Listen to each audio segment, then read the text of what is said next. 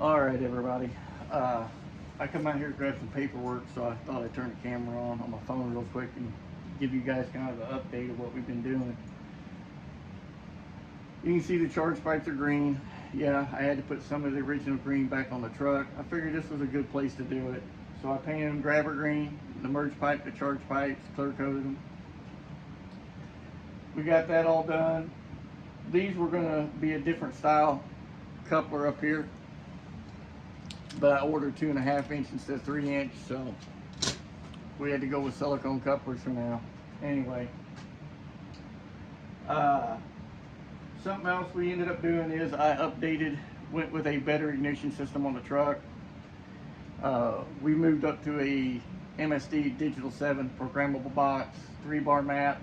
Now I borrowed one of these boxes when we took the truck out, testing on it, trying to get it dialed in, playing with weight in the rear end, different things, just to see what the truck would do. We're on, 20 pounds of boost, see what the truck will do. The 6 BTM box, we're beyond that, so it was time to upgrade anyway. This is the map sensor I used. I ended up putting a push lock fitting on it, and then I JB welded it so it would not leak. And then I put pressurized air to it with a regulator, and I figured it held, 30-35 pounds of air pressure, so it should be good. And it worked, but I don't want to use this on the truck permanently. So I got a Rife 3-bar map sensor, which is right here in the boost manifold. And then I got a female plug, it's the same as this, from Michigan Motorsports, and wired it into the MSD. So that's all took care of. We've already checked it. It's reading correct atmospheric pressure and all that, so we're good. The next thing was, we moved the radiator to the bed. That was to make more room for the turbos, because I had bought a set of VS Racing 85mm billet wheel turbos, still T4, still 125 AR. To get away from the 78, 75s, it actually worked really good. I ain't got no complaints against them. But I wanted to step up to something a little bit bigger. And the radiator had to go back there to make room to put them up here because the compressor housing on them is substantially bigger. So we got all that done when we were painting the truck, so they're on there. The E85 swap. I drive this truck on the street a lot, and I built the truck to enjoy. Whether we're going to take it out and race it, drive it on the street or whatever, it's all steel, it's all glass, it's licensed, insured, it's all street legal. But I really like to drive it on the street. I picked the grandson up to school in it, me and him go get ice cream in it, me and the wife take it out and roll around, me and the boy take it out and roll around in it. Again, just built to enjoy. Well, on a weekend, it wasn't nothing to go through $400 or $500 in race fuel, and I just got tired of doing it. So we made the jump to E85. Sent the carburetor back to John Bittler to IRD, had him completely go through it, and basically got a new carburetor back, all set up for E85. And if it works as good as the first one he built me, shouldn't have any issues out of it. So now when it comes to fuel systems on this truck, I just went for broke. I bought a 10.0 brushless pump from Aeromotive. I figured they'd give me more than any amount of E85 this thing could go through. It's a 10 gallon a minute pump, and later on down the line it would leave room, if we wanted to do something more. I got plenty of pump. But I ended up giving that to my boy because the pump he bought was an A1000, and I don't know if he was just thinking pressure or what, but that pump on its best day is about 1.5 gallons, 1.75 gallons a minute pump. That's about it. It's not going to work for an LS with a big single turbo on the E85. It's not going to work at all. So it might work for rolling around the street, but if he wants to make any kind of boost, it's just not going to work.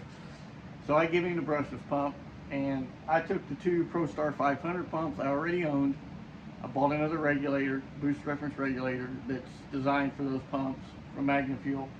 And what I've done is put the 2 ProStar 500 pumps on here. I turned the pressure up in them. They come up into 2 Magna Fuel big 2-port boost reference regulators. And literally one pump via one regulator is feeding these two inlets on the carburetor. The other pump via the other boost reference regulator is feeding these two. I set both regulators at 7 pounds. We've already pressurized the fuel system. Everything's good. There's no leaks. There's no, pushing past some legal seats or anything like that. So once I get it started and get it running, then I'll go back, make sure the pressures or everything are good with it running. And we should be good to go on that. Because those pumps are 400 gallons an hour at 12 volts, 516 volts, so that's 800 gallons an hour worth of fuel coming up here with the two pumps. New windshields in. Of course, like I said, we painted the truck, rewired the truck.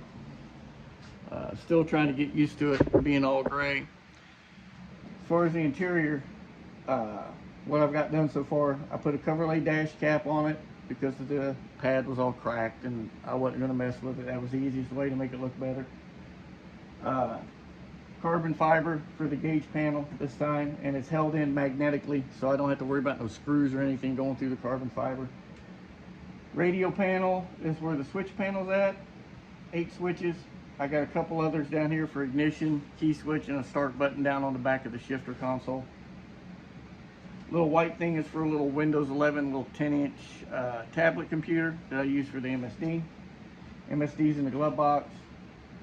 So pretty much, and then I got the panel going to the steering column too, put back in it. In gray. Now some of the stuff we've changed, and I got in here. Right there, that little box, as you can see it right there, is a pulse leash from Leash Electronics. That is my bump box. And then I bought a boost leash too. We're going to change it out and get rid of the Turbo Smart boost controller. But I've got to get a few more pieces to put that puzzle together. Now, anyway, it's got an MSD box, but this cord is 9-pin serial port cord. This is your data cord for your MSD. If you want an adapter to go to USB that'll work with these, this is from a company called IO Gear, just like it sounds, letter I, letter O in the word gear. The model number you want is a GUC232A.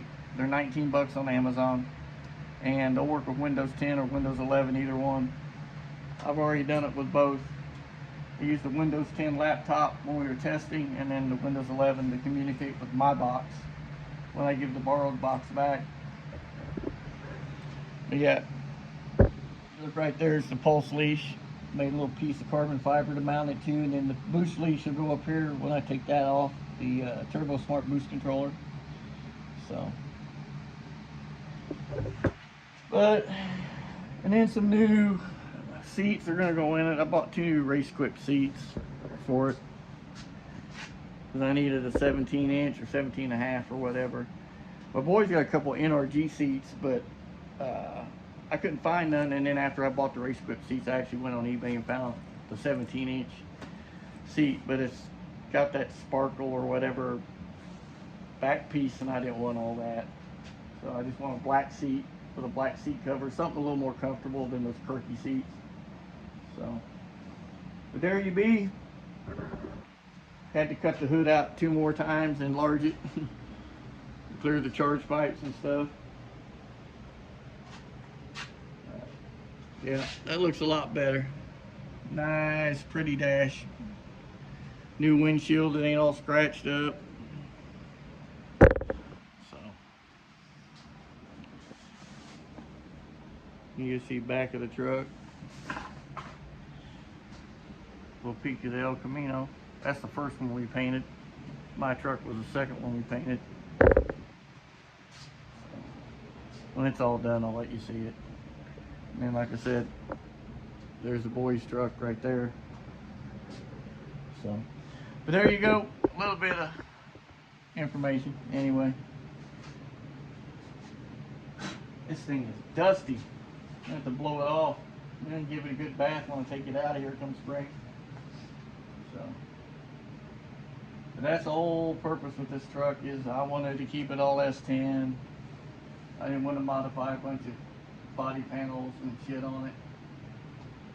So I ain't got to deal with fiberglass. If something breaks or cracks and you're fixing it, this is factory shit. It ain't gonna break.